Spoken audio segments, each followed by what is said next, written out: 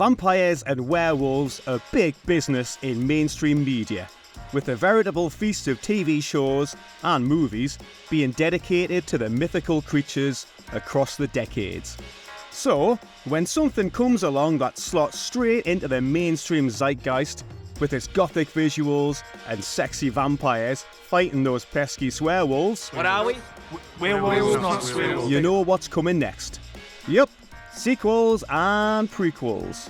As mentioned in our previous episode that sunk its teeth into the fun but flawed Underworld from 2003, director Len Wiseman found love with his leading lady, Kate Beckinsale.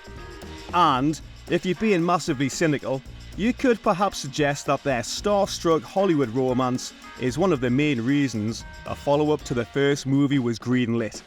Or maybe it was the decent box office, cool world building, or maybe even the lashings of S&M-clad characters. The first movie, as we discussed previously, is flawed and far from perfect, but you know what? I liked it. Hairy lichen, warts and all. Whatever your view of the movie is, it had a lot going for it. And let's face it, this type of genre flick has gone down the once dreaded straight-to-home video route before.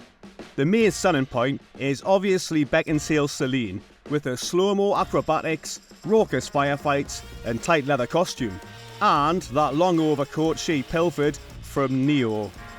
Director Wiseman obviously thought so, with the endless glamour shots of his partner, whom he married in 2004, but sadly divorced from a number of years later.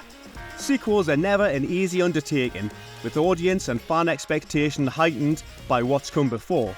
So could the promise of some further world building lead to a follow-up that expands upon the first movie and ups the vampire versus werewolf action significantly? Let's find out here on What the Happened to Underworld Evolution.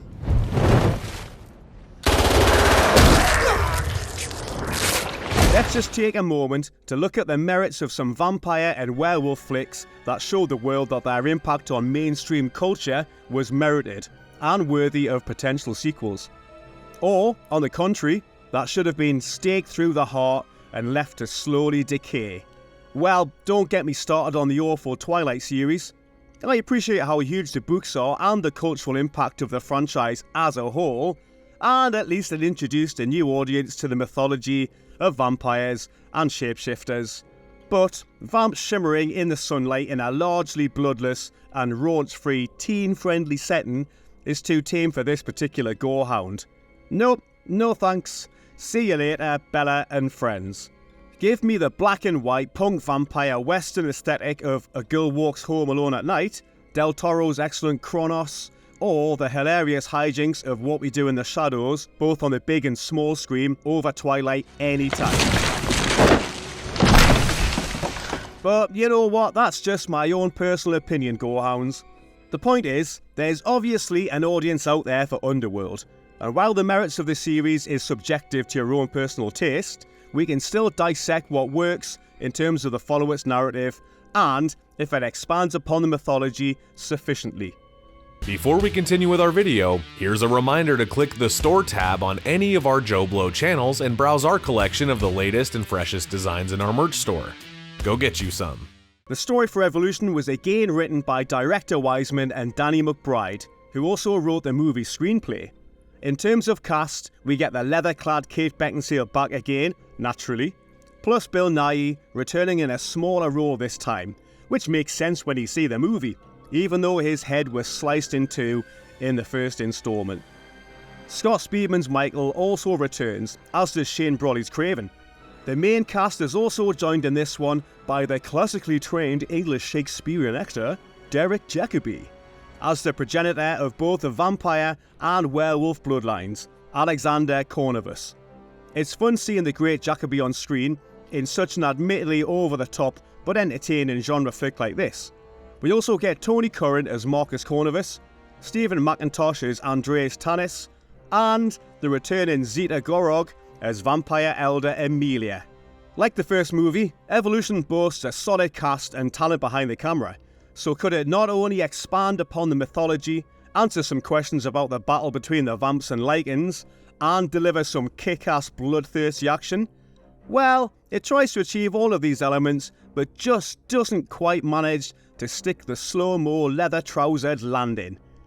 The blood feud between the two factions continues apace in Wiseman's cranked-up sequel, with more of the expected goth-flavoured sex appeal, blood spillage, and grisly spectacle. The movie opens with a prologue set in a frosty medieval village that's been ravaged by those pesky lichens, who, as we all know by now, are the sworn enemies of the slightly poncy vampire clan. Amongst the corpses littering the streets, just ready to transform, we're introduced to two brothers, Tony Curran's Marcus and William, played mainly by some monstrous CGI. You see, Marcus was bitten by a bat and William by a wolf, which sets us up nicely for a sibling power struggle, which naturally is set against a bleak gothic environment where leather-clad ladies lay waste to beasties with their twin pistols like she's just stepped off the set of a badly lit John Woo movie. The prologue at least rectifies an issue with the first movie in that the vampires and werewolves spend a lot of time shooting at each other while wearing black leather or as a badly rendered CGI beastie, but don't necessarily seem like the classic creatures. The opening scenes of Evolution at least give us a glimpse into their origins, and we also get to see some freshly turned lichens bite some vampire faces off, which is always fun. Once the action switches to the present day, the blood-sucking Marcus emerges from his tomb as one ugly mother with wings he uses to behead his enemies. It's appreciated, because the monsters are at last actually acting like monsters in the series. Meanwhile, the star-crossed lovers, Celine and Michael, are coming to terms with his new status as a hybrid, and the fact that they need to stop Marcus from freeing his lichen brother from his very long entombment. The first act of the movie gives us some pretty decent set pieces, including the truck chase with the winged Marcus in full flight, and climaxes with a sex scene between Celine and Michael. It's been a long time coming, but it sure looks like their body doubles are enjoying themselves at least. The rest of the narrative from this point onwards doesn't get any more complicated other than it would be pretty bad if Marcus freed William from his slumber, as he's also a proper beast himself. Plus, both brothers are direct ancestors of their respective races, and were sired by Derek Jacobi's Alexander Cornelius. What isn't clear though, is how his offspring are able to mutate into super beasts, while Cornelius seems to be stuck in the body of a classic Shakespearean English actor. The movie's tangled plot gets bogged down by concentrating on backstories and age-old motivations, while Beckinsale continues to be the series' selling point, opposite the underwhelming and seemingly emotionless Scott Speedman as Michael.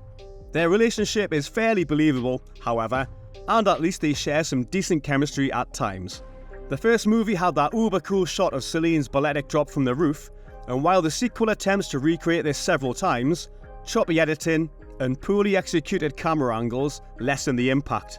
To be fair though, the action in the movie is fairly well produced, and as well as the aforementioned truck chase, we also get a fun, if CGI heavy finale, with rampant mutated beasts and a nice bit of rotor blade comeuppance for one particular character. The settings and location work gives the movie the look of any other generic horror or fantasy epics of the time, and while the CGI monsters aren't always convincing, to say the least, you can forgive this to a certain degree due to the film's heightened reality.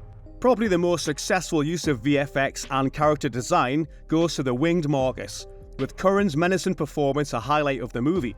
This sequel is by no way the disaster it could have been, nor is it the evolution, pun intended, the series needed. However, the promise of future installments at the end of the film doesn't elicit the groans it could easily have done, which is something at least.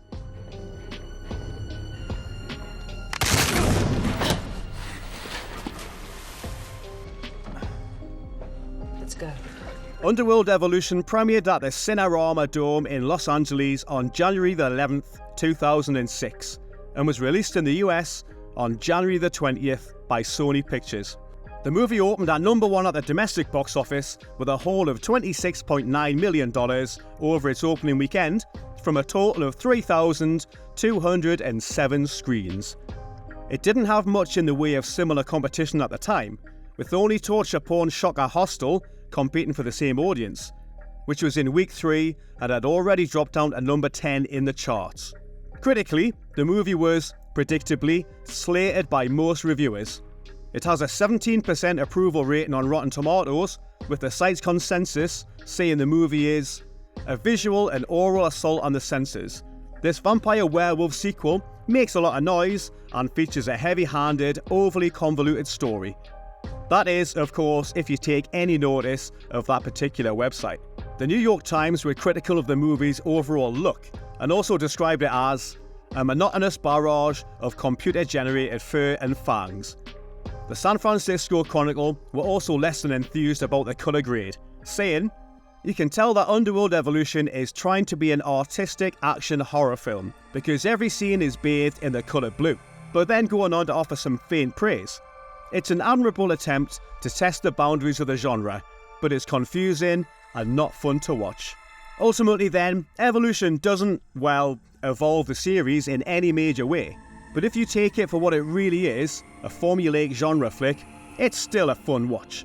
It's far from perfect and is light on both characterization and an engrossing narrative, but Beckinsale works the leather well again, and some of the other main cast members bring a decent amount of menace to the proceedings. More importantly though, I'd love to hear about what your opinion is, as that is what matters to us most here at JoBlo. So let us know your thoughts of Underworld Evolution in the comment section. Does it deliver a worthy part 2, or should the franchise have been obliterated by some out-of-control rotor blades? I can't wait to hear your thoughts on this one, you wonderful gorehounds. Thanks for watching.